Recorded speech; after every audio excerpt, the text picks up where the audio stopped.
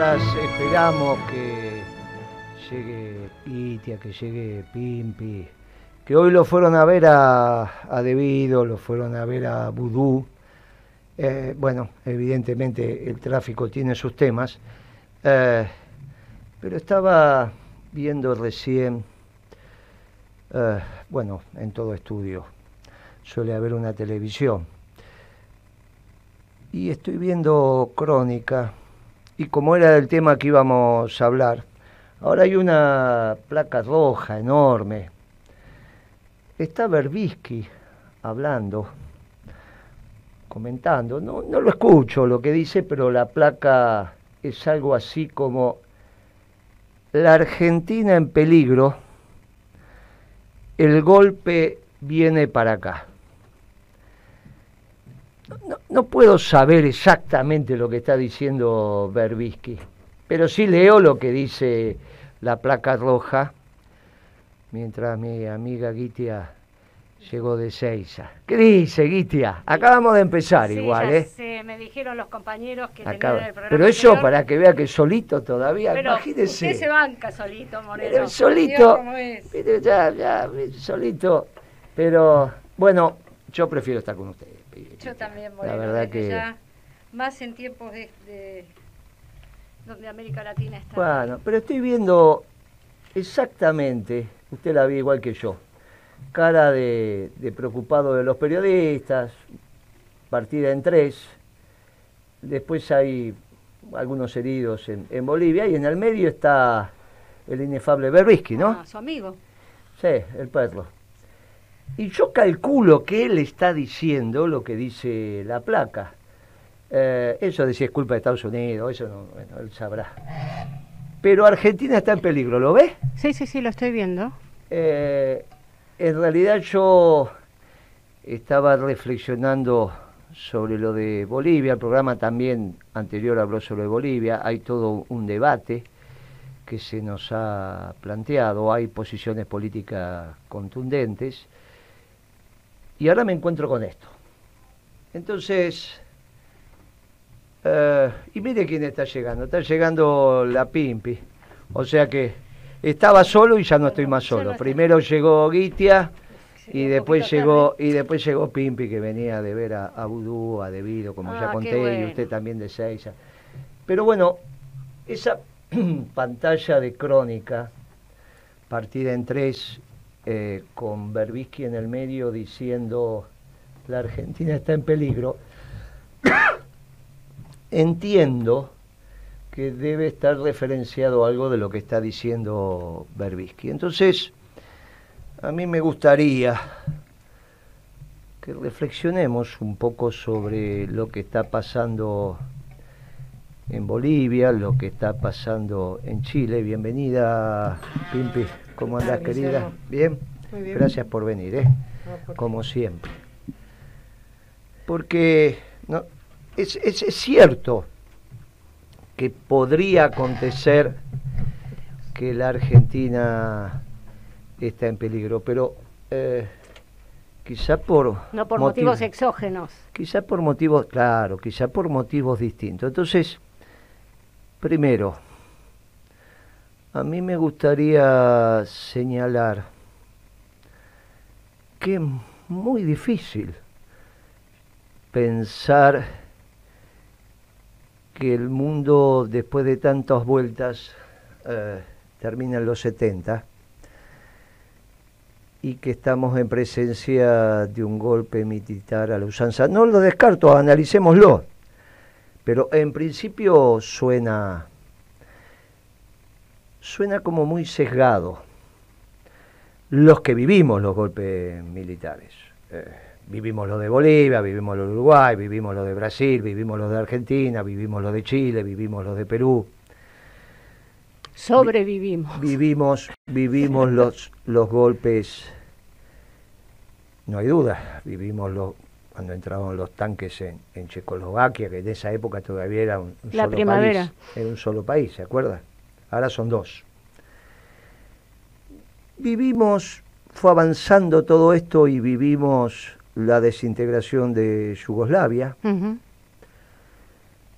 Y hace algunos años, y las dos, al menos sé que tengo 2 lectoras de mis artículos de los lunes, que ya van 100 y pico, 115, o sea, si hay 52 semanas, ya van más de 2 años que venimos. Es un esfuerzo escribir todos los lunes, pero lo hacemos con mucho gusto, con mucho... Y hace más de 2 años que venimos planteando un concepto, lo veníamos planteando para nuestra patria, que es el concepto de la anomia. Explicamos incluso en algún momento cómo los ingleses, mientras los ingleses desarrollaban la economía porque tenían que administrar su imperio, los franceses habían desarrollado la sociología porque no sabían cómo seguía la película, ya le habían cortado la cabeza al rey, ya había pasado Napoleón y seguían dando vueltas y empezaron a estudiar el complejo de la sociedad. De ahí se desarrolló la sociología y el concepto que ordenaba esto como un oxímoron es la anomia. Y lo empezamos a plantear para la Argentina diciendo, mire que estamos atravesando una supercrisis. Definíamos supercrisis la sumatoria de las 2 crisis que hemos padecido los argentinos las últimas décadas, la del 89 y la del 2001. Digo, si a eso le decimos crisis, esto que viene, desde mi humilde opinión, era una supercrisis, y estamos obligados a evitar la hipercrisis. Y la hipercrisis era el sistema anómico en la sociedad argentina.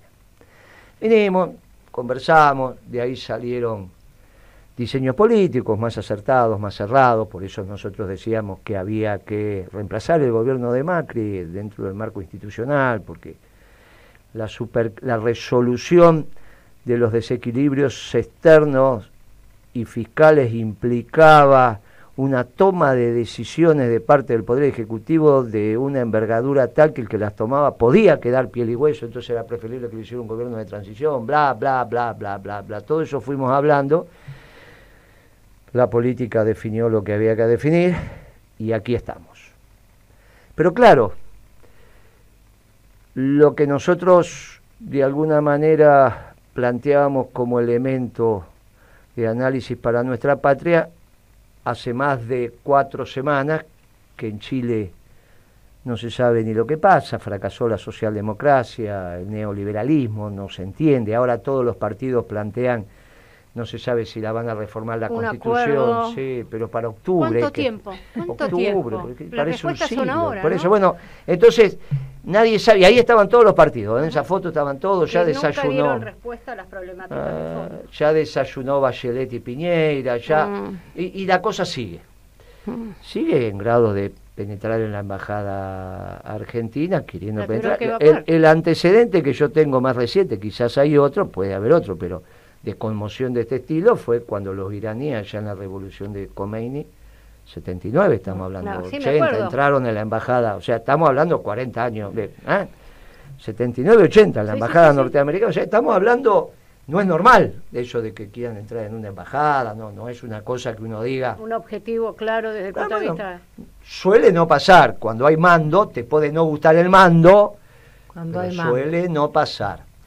Y de ahí, de repente, arrancó Bolivia, rápidamente, y se hizo una caracterización que puede estar bien, puede estar mal, no es que... El problema es que si se le erra la caracterización, quizás pongamos como elemento de máxima gravedad un golpe de Estado, cuando quizás esté pasando un fenómeno más grave, mucho más grave que la anomia. Porque cuando vos tenés un golpe de Estado, bueno, tiempo más, tiempo menos, sabes cómo termina. Quizá uno no lo ve porque te mataron. Todo está lógico, pueden matarte, pero tiempo más, tiempo menos. No es que cuando se nos vino el golpe de Videla no sabíamos cómo terminaba. Sí sabíamos cómo terminaba. Sabíamos que íbamos a perder un montón de compañeros, que no iba a pasar un montón de cosas. Se salieron a tener hijos, se hicieron todas las cosas que había que hacer, pero sabíamos cómo terminaba ese golpe. Tarde o temprano iba a terminar. Y pasó, tarde o temprano terminó. Pero no están nuestras cabezas preparadas para la anomia. No estamos. Somos formados en un esquema donde, vuelvo a repetir como un oxímoron, que el ordenador sea la anomia, es muy complejo. Es extremadamente complejo. No lo entendemos. Pero la pregunta es si es un ordenador la anomia. Bien, Bueno, como ordenador del razonamiento. Y vos lo que me estás diciendo es, están procurando la anomia. Entiendo que eso es lo que vos querés decir. No, por eso dije como un ordenador del pensamiento. El pensamiento no que ordena al país, sino que ordena el pensamiento. O que ordena, digamos, una anomia por sí nunca va a ordenar el caos.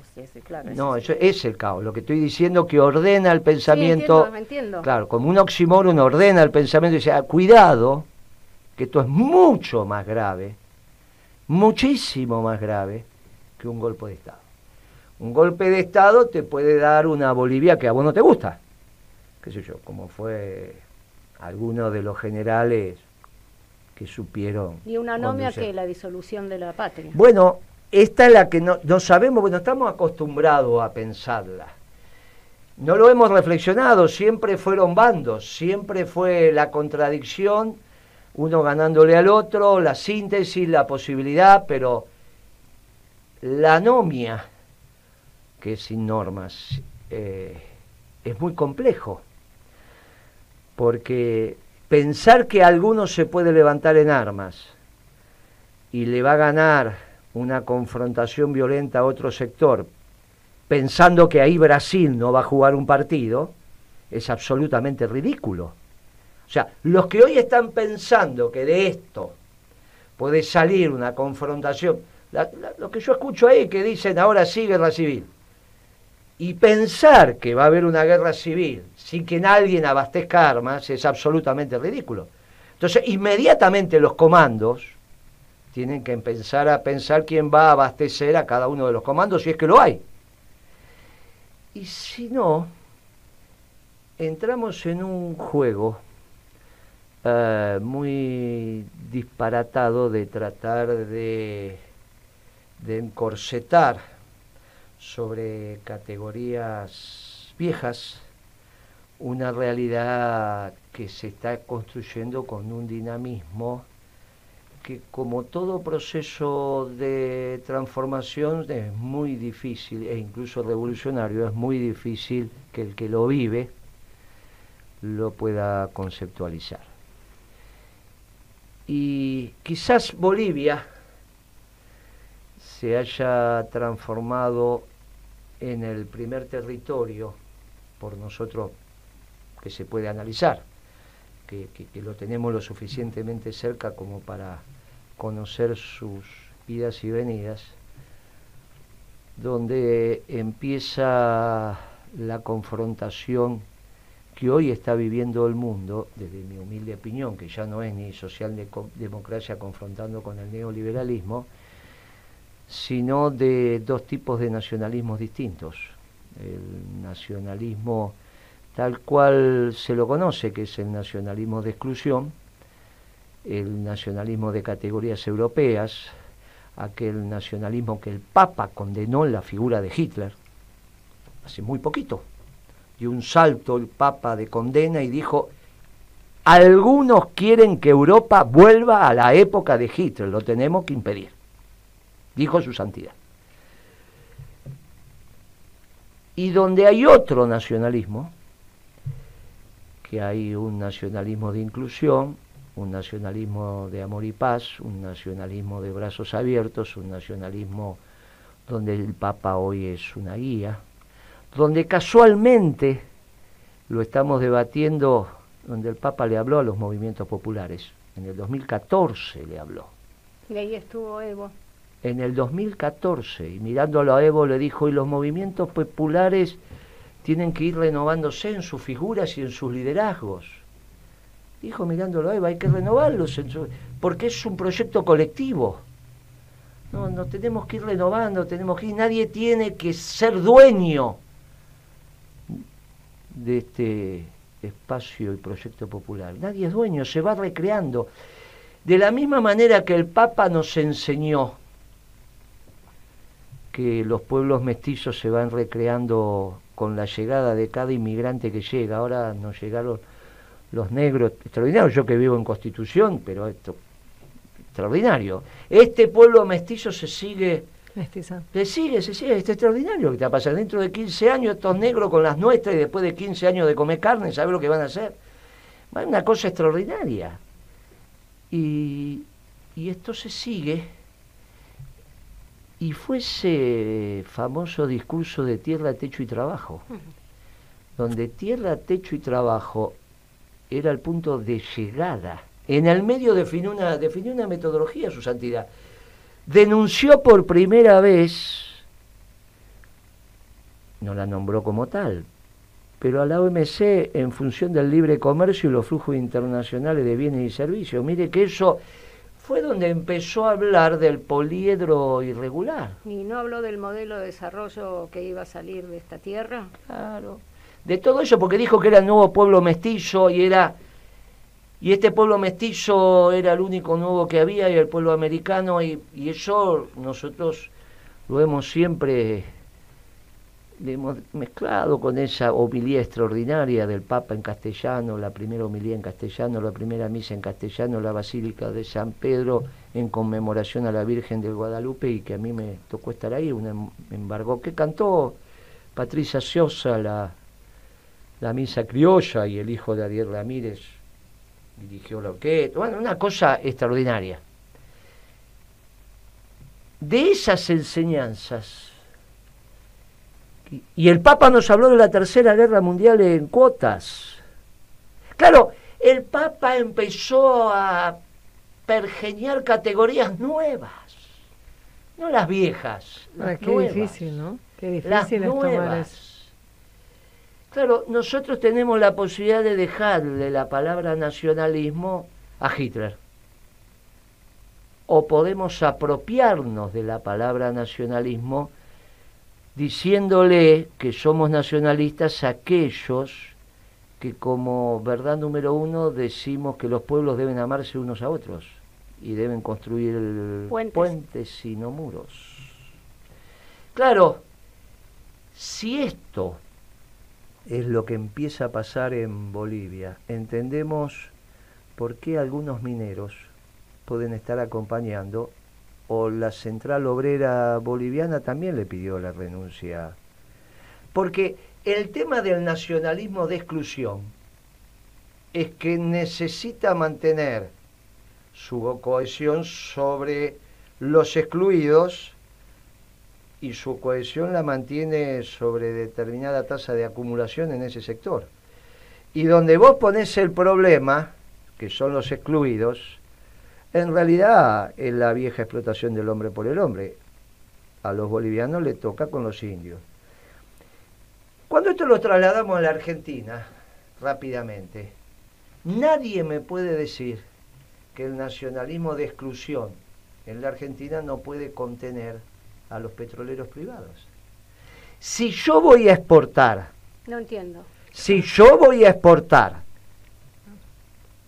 lo de vaca muerta a precio internacional, voy a pagar unos sueldos extraordinarios a los trabajadores petroleros, que es lo que hago hoy. Vos podés fraccionar al movimiento obrero si vos lo haces socio a una parte de ellos, de un proyecto que excluye a la Muy bien, mira qué fácil. ¿no? El que seguramente queda en el camino es la UOM. El que seguramente queda en el camino es ESMATA y muchos gremios industriales. Pero vos empezás a cortar la sociedad de otra manera. No la cortás horizontalmente entre los buenos y los de malos, los de arriba y los de abajo. Al margen de que vos la raya horizontal la puedas poner en un lugar que digas, bueno, a todo esto, por ejemplo, la hipótesis nuestra en el 2016. Cuidado, porque Macri me puede hacer un modelo 75-25, ¿se acuerdan? Y ese ser exitoso. No tenés que explicar eso, porque tal vez tu oyente no sabe qué quiere decir. Claro, cuando yo decía 75 adentro, 25 afuera, me llevaban la pobreza como la medíamos nosotros, no como la mide Macri, al 25, que como hay un 14% de diferencia entre como la mide Macri y la medimos nosotros, dicho por el propio INDEC, por metodología, este 40 sería 26. O sea, medida como la medía Alfonsín y todos los gobiernos hasta Macri, hoy habría 26% de pobres. más 14 es el 40 que dicen que hay. ¿Está bien? Aunque el INDEC está diciendo 36, por lo tanto es 22. ¿Cómo la medíamos nosotros? Nosotros la medíamos como la medía Alfonsín, con la misma canasta y metodología. Y como la miden ahora, hay 14 puntos porcentuales de diferencia. Por lo tanto, cuando nosotros habíamos hecho la cuenta y decíamos con 25% de argentinos pobres, Macri da la vuelta. Podría dar la vuelta, ¿no? Podría. Bueno, en un modelo neoliberal. Claro, ahí decíamos, eso el peronismo no lo puede No lo puede permitir. Y por eso decíamos, mire, Massa no puede ser el presidente del Partido Justicialista. Cuando Macri dice, acá está el futuro... Nosotros salimos y dijimos, no, salimos a afiliar, salimos a hacer todo lo que había que hacer, porque ese 25% decíamos la mitad de nuestra base electoral. Si nosotros somos el 50%, seguro que ese 25% es la mitad de ese 50%. Bien. Pero Macri tuvo 6 meses donde consolidó el experimento oligárquico y eso se terminó. Y Massa se dio cuenta, no fue a un modelo neoliberal. Ese esquema, que ahora se pergeña de nacionalismo de exclusión, que se está viendo en Bolivia, que se puede empezar a ver acá en la Argentina del centro, va a tener esquemas Argentina amarilla, ¿viste? Que dice, puede tener sectores populares que los contenga. Puede tener. El tema es quiénes son los excluidos. Y el corte no es horizontal, el corte es transversal a la sociedad argentina. Si en Bolivia lo que se está discutiendo no es los ojeros contra los indios, los ojeros están de un lado, pero si hay un corte transversal, el tema es que es de ese debate, de ese conflicto que puede llegar a escalar hasta donde deseen los que actúan en el conflicto. Lo que va a terminar emergiendo es una Bolivia absolutamente distinta a la Bolivia que conocimos. Y quizá la Bolivia que conocimos ya no esté más. Cuando decís la Bolivia que conocimos, ¿te referías a la Bolivia de antes de Evo o a la Bolivia que empezó una transformación importante con Evo? No, esta Bolivia geográficamente que contiene un pueblo, esta Bolivia que empieza en tensión ahora. Porque cuando Putin, este jueves, dice, me parece Libia, Bolivia. No es que está diciendo me parece Libia. Claro, hoy Libia es la confrontación entre 2 o 3 sectores, cada uno con sus intereses, y ahí Putin empieza a acompañar a uno, la OTAN está acompañando a otro, que es fundamentalmente los franceses, en fin, ahí hay y hasta en algún momento los que tenían mayor preeminencia eran los italianos, que ahora naturalmente no la tienen, ¿no? Libia era, hasta por cercanía, donde los italianos tenían una voz muy potente, como tenía una voz muy potente Argentina sobre Bolivia. ¿O vos pensás, Pimpi, que nunca el hermano pueblo chileno decidió o pensó o tuvo la hipótesis de resolver para siempre el tema del conflicto con Bolivia por la salida al mar? Pero esto hay que estudiar un poquito principios del siglo XX. No es que Argentina se mete a hacer la paz en la guerra chaco-paraguaya porque sí. A mí me tocó tener muchas reuniones sobre esa mesa donde se firma la paz. Está en el Ministerio de Economía. Es esa mesa ovalada, hay una chapa que dice, acá se firmó. No es que Argentina es sede de esa... No, Argentina era una voz muy potente en ese momento. Y quizás los que algunos planteaban algún destino para Bolivia, la Argentina se oponía y decía, no, Bolivia para nosotros es muy importante. Perón compraba el gas boliviano mucho más caro para que los hermanos bolivianos tuvieran, pero no estamos hablando ahora, estamos hablando de los 70, para que tuvieran recursos. No, nosotros a los bolivianos le vamos a comprar el gas caro, no importa que nos vendan caro el gas, se lo compramos caro. Sabemos cuál es el precio, se lo compramos caro. Porque le dábamos lo que hoy dirían oxígeno. No solo porque incluso en el análisis beneficio-costo es mejor que ellos se queden allá y no que vengan y tengan que hacer la escuela, porque somos un pueblo de inclusión, pero y la patria gran. Pero aparte porque Bolivia es importante en esta tensión con Brasil. No sea cuestión que nos empezamos a encontrar con un Estado santacruceño y toda esa media luna como Estado asociado a la República Federativa de Brasil, de la misma manera que Puerto Rico aparece asociado a los Estados Unidos. ¿Y quién dice que esto no está en juego? Si estuvo en juego. Claro, ahí la discusión es absolutamente distinta, porque también es una discusión regional para la Argentina, en una región donde la Argentina era muy importante y ahora tiene una voz por sus propias situaciones económicas, pero seguimos siendo la Argentina. Y Brasil, y ya dijimos a una vez que Brasil necesita un conflicto propio. No le alcanza el conflicto de Venezuela, porque el de Venezuela es un conflicto de Trump. Ellos necesitan... Bolsonaro, no Brasil. No, claro, Bolsonaro. Porque hay que ver lo que piensa el ejército. Ahora, estas monedas están en el aire. Y la verdad que esto de caracterizar rápidamente lo de el golpe quizás anuló que reflexionáramos sobre si este es el primer desenlace de dos nacionalismos donde uno se empieza a expresar, el de exclusión en Bolivia, y el otro no terminó de armarse, porque no es que Evo es el nacionalismo de inclusión. ¿Está bien? El nacionalismo de inclusión está pensado en la Argentina como doctrina, que es el peronismo, pero y como articulación social y administración del reino terrenal. Pero no hay mucho más. De hecho, esto no se expresa la anomia en Chile, pero no se expresa el nacionalismo de inclusión. Quizás se va a tener que expresar, y quizás se empieza a expresar en Brasil.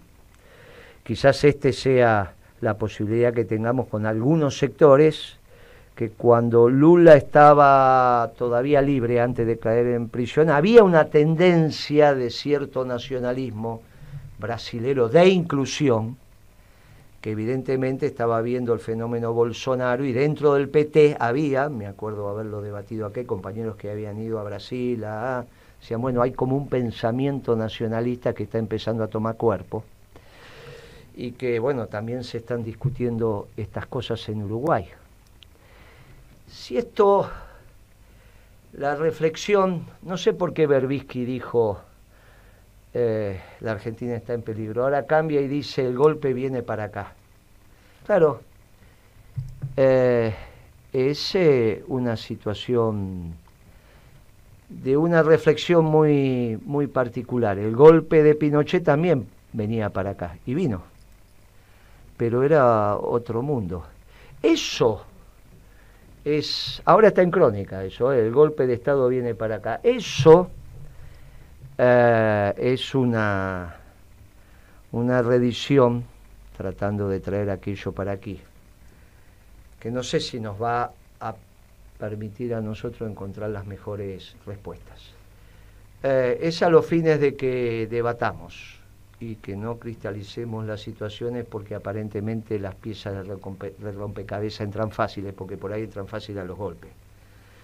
Y si hay diagnósticos equivocados, va a haber praxis a futuro equivocado. Quizá estamos en una situación mucho peor que un golpe de Estado. Mucho peor que un golpe de Estado. Y sobre eso tenemos que reflexionar. Bueno, es el objetivo de este programa. Como estarán viendo, no tiene nada que ver con lo que uno está escuchando. Sí con otros, creo que Asís y otros muchachos que he leído por ahí, otros están diciendo cosas. Nosotros empezamos con esta reflexión el día lunes a la mañana en el programa de Tonietti. Tonietti, imagínate cómo me miraba, ¿no? Estaba con este chico de Página 12, La Torre se llama. La Torre, y bueno, y todo su equipo me miraban, pero hoy me llamó Tonietti y me dijo, mira, nosotros empezamos a hablar de esto, vos empezaste a hablar de esto el lunes a la mañana, tuvo una repercusión, pero hoy Pasado los 5 días me encuentro con la declaración de Putin. Y entonces te llamo para decirme, porque nos quedamos reflexionando sobre eso que el lunes a la mañana apareció como una voz disonante a la voz homogénea del golpe. Y a medida que esto fue pasando, bueno, claro, ¿quién manda? ¿Cuál es el proyecto? ¿Qué es lo que pasa?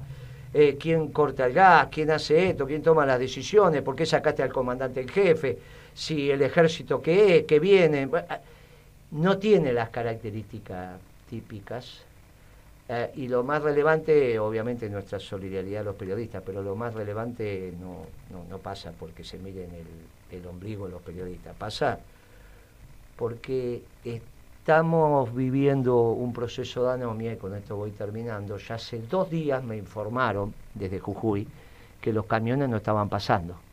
Si no pasan los camiones de Jujuy a Bolivia, no comen. No hay harina, no hay aceite, no hay carne, incluso algo de fruta y verdura. Puede ser que se hayan equivocado el compañero jujeño que me llamó y los camiones estén pasando. Digo que hace 2 días me avisaron que había kilómetros y kilómetros de cola de camiones que no estaban pasando. Bueno, claro, eso te plantea una solidaridad con el pueblo boliviano que va más allá del problema de la represión o la lucha en las calles, sino que va a cómo se construye el camino para que el pueblo de Bolivia tenga, bueno, justamente desarrolle ese que vos hablas del nacionalismo de inclusión, o sea, ese proyecto de Bolivia que tenga ese concepto nacional que abarque a la totalidad de su pueblo. Yo no tengo la respuesta de lo que está aconteciendo, sí digo que hay una mirada diversa que está en línea con lo que venimos escribiendo hace un par de años, y que es que se empiece a instalar el concepto de anomia. Hubo países que yo conocí que ya no existen. No, forzado, qué sé yo, qué sé cuánto, que Yugoslavia, que Checoslovaquia, que no eran, que sí eran, que no lo sé. Sé que en algún momento se desordenó, o no, se ordenó de otra manera, pero ya no es lo que era. Y a mí me gustaría que Bolivia, la Bolivia que yo conocí en términos geográficos, siga siendo, porque es una Bolivia importante en el concierto de la Hispanoamérica. Pero bueno, analicémoslo como otra opción y no como una verdad revelada de que golpe sí o golpe no. Creo que hay algo peor que el golpe. Bueno, pero de todos modos, cuando hablamos del concepto de anomia, creo que para poder definir que ocurre una anomia tiene que sostenerse mínimamente en el tiempo. Yo no me atrevo a decir que Bolivia está en un proceso, o sea, que puede estar transitando un proceso de anomia, es una posibilidad, pero que cristalice la anomia no lo veo todavía. Yo creo que lo más cercano a un nacionalismo de inclusión era el proceso que condujo Evo Morales hasta el momento, que el concepto de golpe de Estado no da cuenta de la complejidad de lo que ocurre hoy en día y de los nuevos procesos, pero es un concepto cercano que a nosotros nos remite a cuestiones que acontecieron en el pasado. Entonces yo, digamos, lo escucho atentamente, Moreno, lo respeto profundamente por su capacidad de análisis, pero yo no me atrevo a caracterizar de manera tajante, de la misma manera que usted está planteando la situación en Bolivia. Creo que esto es muy reciente, creo que esto nos sorprendió a todos, porque en realidad estábamos mirando otros países y no estábamos mirando el proceso boliviano desde lo personal, porque pensábamos que era un proceso que estaba marchando, que había logrado estabilidad en lo económico, que había logrado estabilidad en lo social, había que ver qué es lo que estaba pasando políticamente.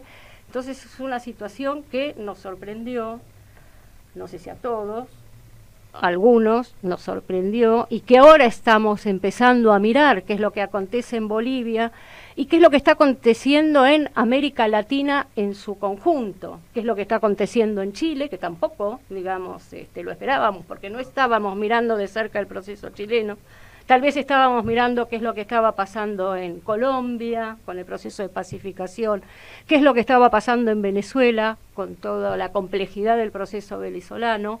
De repente aparece Ecuador.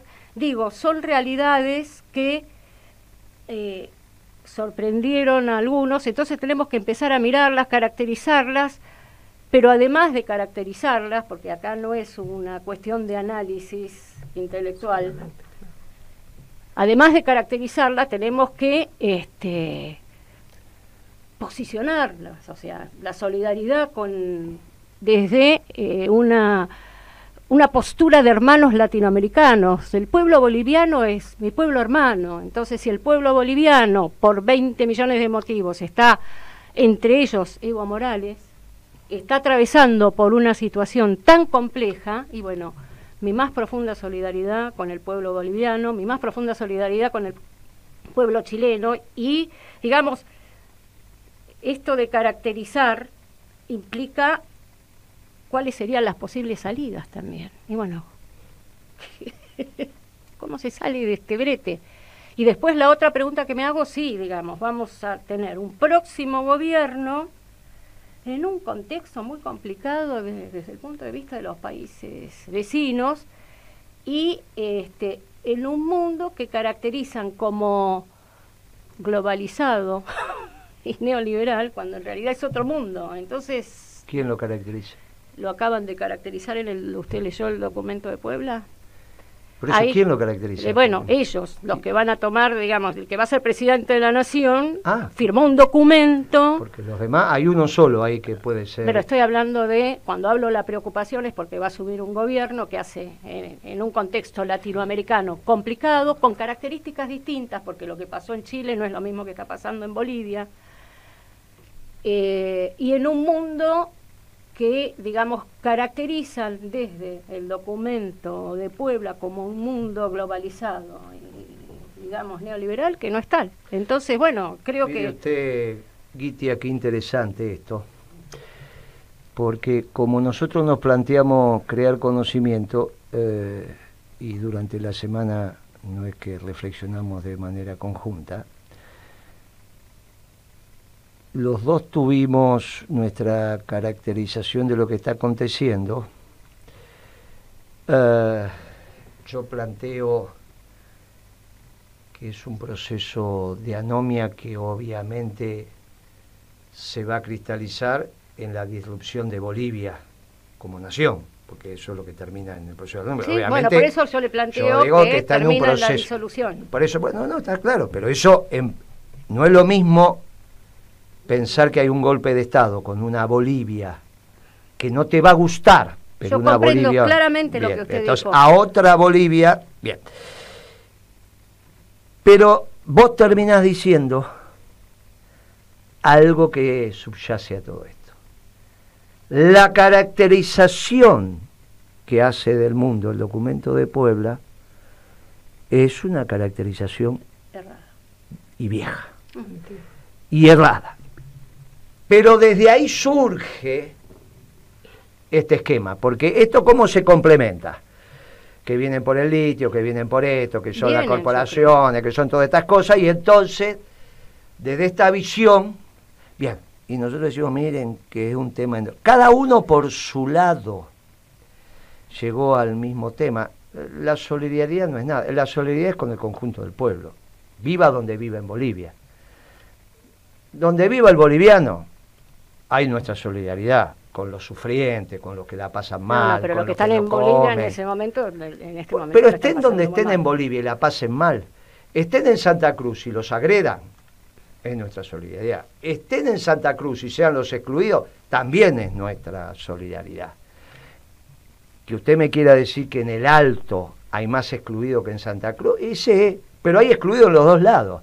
Y con los dos es nuestra solidaridad, porque es con todo aquel que vaya a ser excluido. Que usted me diga, mire, en realidad Evo era los más cercano a... Bueno, yo no puedo más que adherir a lo que usted dice. Pero hay que releer al Papa, que es una guía intelectual en esto, y ponerse el por qué el Papa hace 5 años atrás escribió lo que escribió. Y fue avanzando. Usted no se olvide que cuando el Papa dijo la tercera guerra mundial en cuotas, la Cancillería argentina, en nombre del canciller, me dijo a mí que el Papa estaba equivocado. Nosotros no adherimos, yo sí, pero la Cancillería como tal no adhirió a ese concepto. Bueno. Claro, después el Papa lo dijo durante mucho tiempo, lo sigue diciendo, y si esto que está pasando es la expresión de esa tercera guerra mundial en cuotas. Claro, Putin te lo dice, me dice, mire que Libia es la tercera guerra mundial en cuotas, ¿eh? No es que Ucrania no lo es. No es que lo que nos está pasando en Siria no lo es. Y si es eso, ¿ahora quién confronta? Porque el Papa nunca dijo que era entre religiones. Nunca dijo, mire, si hay algo que no caracteriza, es una guerra religiosa. Claro. No es el problema de la Pachamama y la Biblia, ¿eh? Claro. No me vengan con esto. Claro, no me vengan con esto. No me vengan con... Bueno, muy bien. Es por los puestos de trabajo. ¿Qué es lo que acabamos de decir?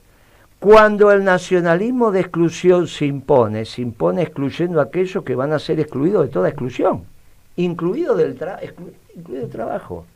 Por eso te digo la UOM y ciertos petroleros privados, como ejemplo paradigmático, que los petroleros privados pueden estar, y la UOM no va a estar, porque es claro que no puede haber un país industrial si acá triunfa. Ahora, si la discusión es esa, los alineamientos de las fuerzas son distintos. Vos tenés que tener una lógica distinta, vos tenés que tener la máxima cantidad de sectores religiosos de tu lado. No expulsar a los sectores religiosos. La contradicción es otra, entonces la práctica política es otra. Vos empezás a tener un armado donde decís, ojo, que yo voy a querer de este lado la mayor cantidad de fuerzas armadas y de seguridad. Por lo tanto, el discurso que voy a plantear no va a ser de exclusión a las fuerzas armadas y de seguridad. Va a ser un discurso de inclusión. Y ahí me aparece Milane nuevamente. Y no que lo escondo porque no sé qué me dice Berbisky.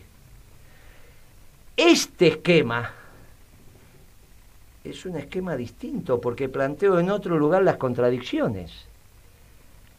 O le voy a entregar al nacionalismo de exclusión los sectores religiosos, como se lo entregamos en la última elección y por eso llegaron a 40. O le voy a entregar las Fuerzas Armadas y de seguridad también. No me voy a dar un discurso, una política, una práctica. Claro, es distinta la que hago. Muy interesante, como humildemente como militantes empezamos a construir conocimiento y sobre todo empezamos a definir prácticas políticas. Pimpi.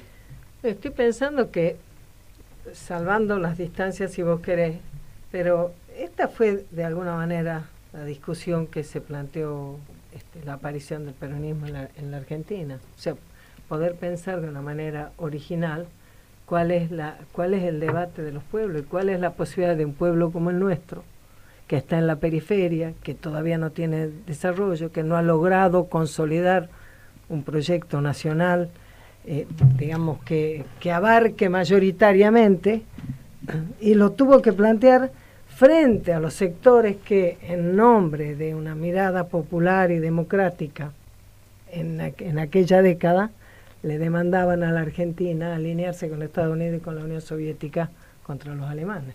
Y uno por ahí recuerda eso y entonces sos políticamente incorrecto porque, bueno, era obvio que si los alemanes, si Hitler estaba haciendo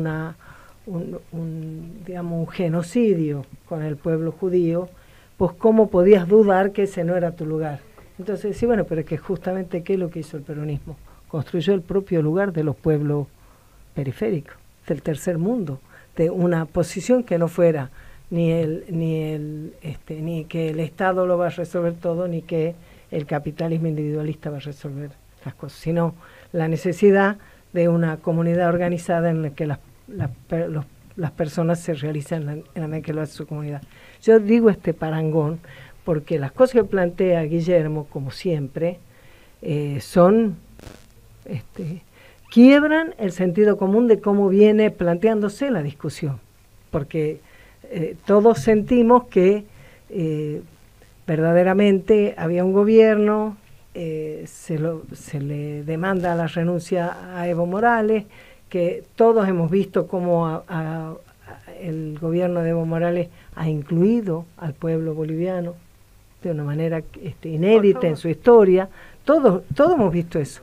Ahora, más allá de que eso es una realidad, tenemos la posibilidad de pensar qué cosas son las que están en juego. Y yo me pregunto algo que no comprendo, no conozco, no lo puedo juntar, Guillermo, que es, ¿qué implica, más allá de sí mismo el tema de Bolivia, pero digo, en esta caracterización que vos haces, ¿qué implica el pronunciamiento del BRIC a favor del libre comercio y toda esa cosa? Te pregunto eso. No solo eso, yo te iba a hacer la siguiente reflexión. ¿Cuál va a ser el discurso englobador de Macri ahora que ya definió que se va el 7 en una plaza?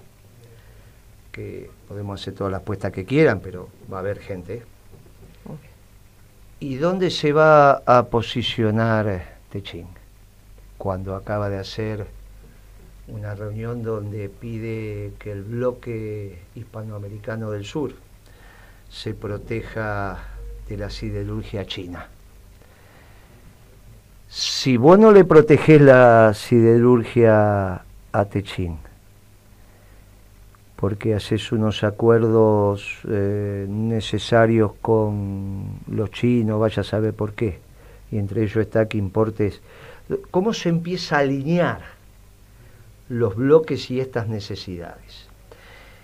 Por el otro lado, lo que tenés con Bolsonaro es una tensión entre este nacionalismo de exclusión y un esquema de suministro de economía decididamente neoliberal. Entonces lo que necesita los excluidos de toda exclusión de Brasil para la tasa de ganancia de los que queden adentro, en contra de los que queden afuera.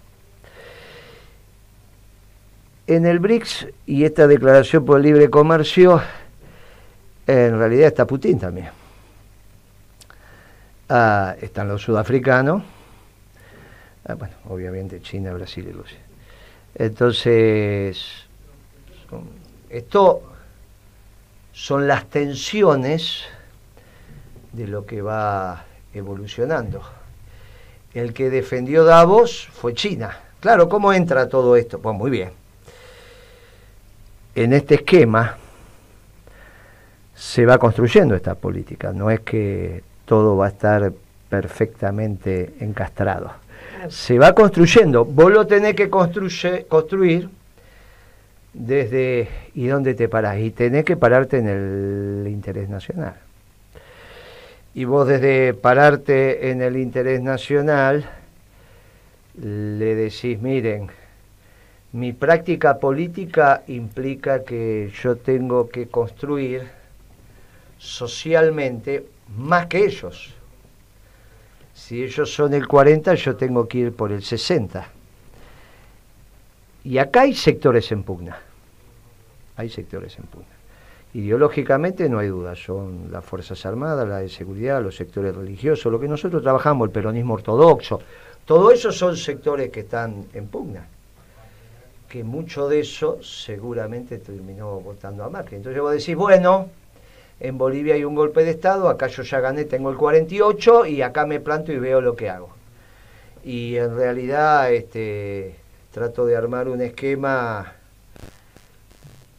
donde no pongo retenciones porque de esa manera no lastimo a ese sector y no los solivianto contra nosotros, pero por el otro lado, ese sector está claro donde va a estar parado y vos haces un discurso donde no estás englobando.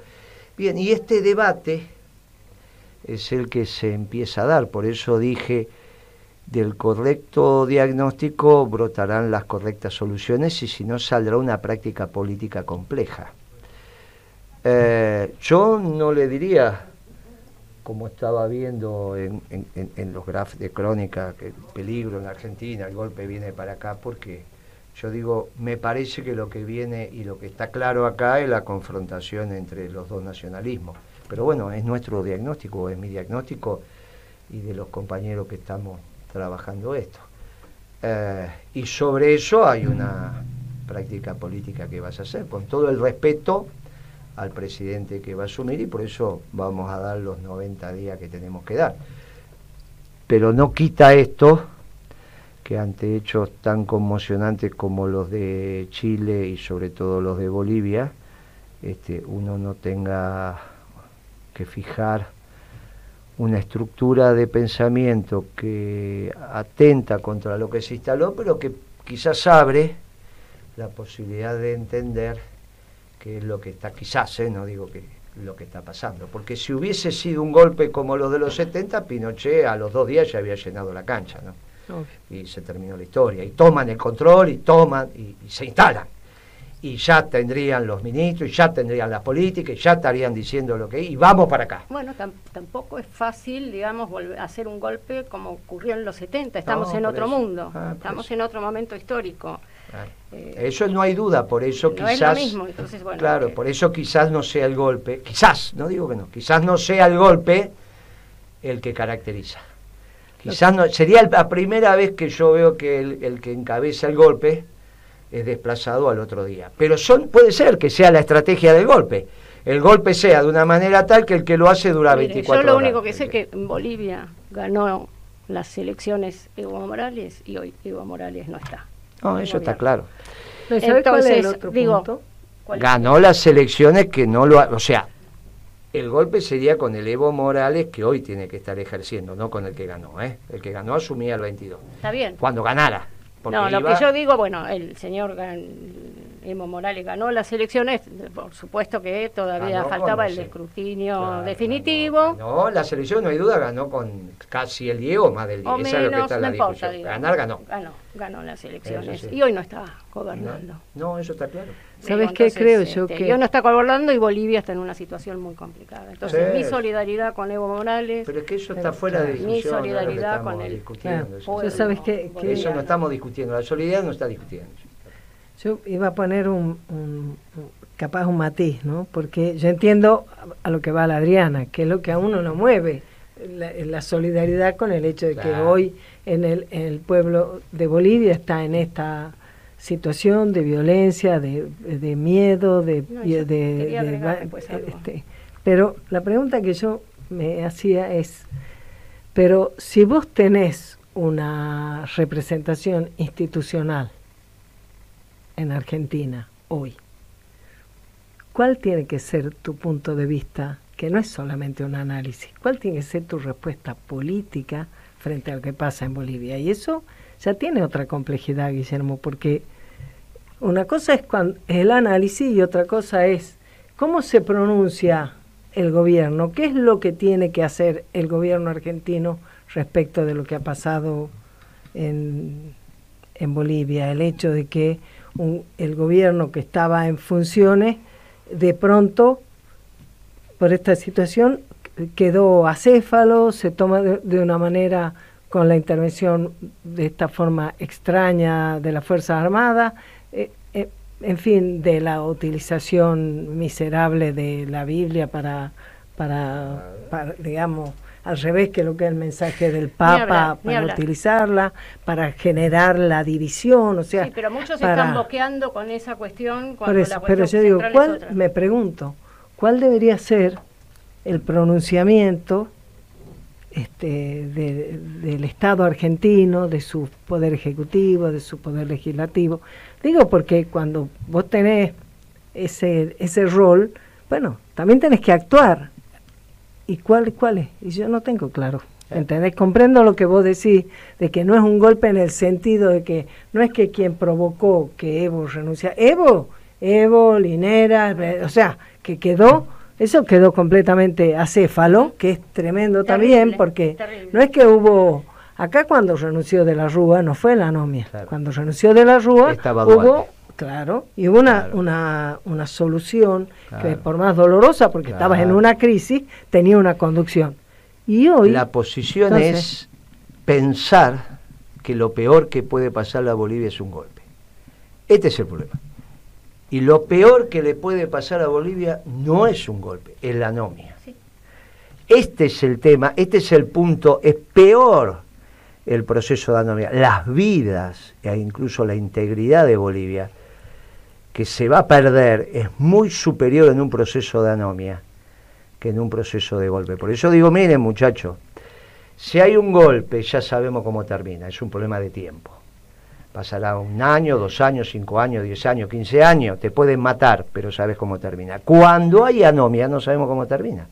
Tal es así que Guitia que dice, mire, estamos en un proceso, yo no sé si se cristalizó. No, no lo sé. Estamos en un proceso. Todavía no se cristalizó nada. Nada. Tampoco el golpe. Ella sí es cierto que dice Evo no está, pero no se sabe quién está. Porque no está tomando decisiones. No hay control ni siquiera desde el derecho, de la acción, de ese que dice, ¿dónde empieza el derecho? ¿En la Constitución o en el poder? Ni siquiera de los que dicen el derecho comienza con el ejercicio de poder. Hoy hay ejercicio de poder en Bolivia. Hoy no lo hay. Bueno, entonces, no se cristaliza, está claro, porque está en desarrollo, ni se cristaliza lo otro. Muy bien, entonces, esto no era necesario cristalizarlo, salvo que tengas categoría. Lo de la solidaridad no hay discusión, eso está fuera de discusión, eso está fuera. Con todos los que están sufriendo. Con todos los sufrientes bolivianos hay solidaridad, con todos. Porque con todos los sufrientes bolivianos hay solidaridad, con todos, absolutamente con todos. Y yo les digo, analicemos los 4 países al mismo tiempo, porque quizás sea una partida de ajedrez de resolución simultánea en 4 tableros, que es Brasil, que es Bolivia, que es Chile y que es Argentina. Y vos estás pensando que vamos a tener que mirar con atención esto de la Argentina del centro y la mirada. Política, no hay duda. Vos cerrás. No quiero cerrar, quiero abrir, digamos, quiero dejar abierto, quiero plantearme cosas. Digo, para nosotros, peronistas, la contradicción principal fue pueblo-oligarquía. Yo creo que la oligarquía se expresó en Bolivia con esta situación que están atravesando. La oligarquía se expresó también en nuestro país y se sigue expresando. Y lo vivimos en 2008-2009 claramente. Y se expresó en este gobierno, porque fue un gobierno de la oligarquía, como lo habíamos caracterizado contra viento y marea en un momento. Si hablamos de, digamos, nuevos marcos teóricos, conceptuales y metodológicos de análisis, desde un nacionalismo de inclusión, bueno, digamos, ¿qué pasa con esta contradicción principal? Digamos, cómo se va jugando, porque, digamos, me quedé pensando lo que pasó en el proceso colombiano, en donde un sector de la oligarquía se planteó la pacificación del país. ¿Se acuerda cuando hicimos la caracterización? Santos, que representaba un sector de la oligarquía. Entonces, en todo esto de barajar y dar de nuevo, se me abren muchos interrogantes, pero más allá de estos interrogantes que se me abren, desde el punto de vista de Chile y de Bolivia, que son dos realidades que creo que son distintas las reacciones, porque en Chile reaccionó un pueblo que fue excluido y dejado afuera, y en Bolivia reaccionó la oligarquía. Entonces, bueno, ¿cómo seguimos? ¿Qué pasa? Las elecciones son una respuesta a esta situación, la convocatoria de elecciones, son cosas que me estoy preguntando, ¿no? Mire, Guitia, una cosa es quién conduce el proceso y otra cosa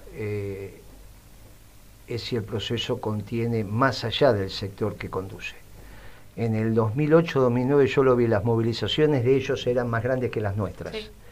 Y bueno, yo no voy a pensar que hay más oligarcas que peronistas. ¿No? Bien.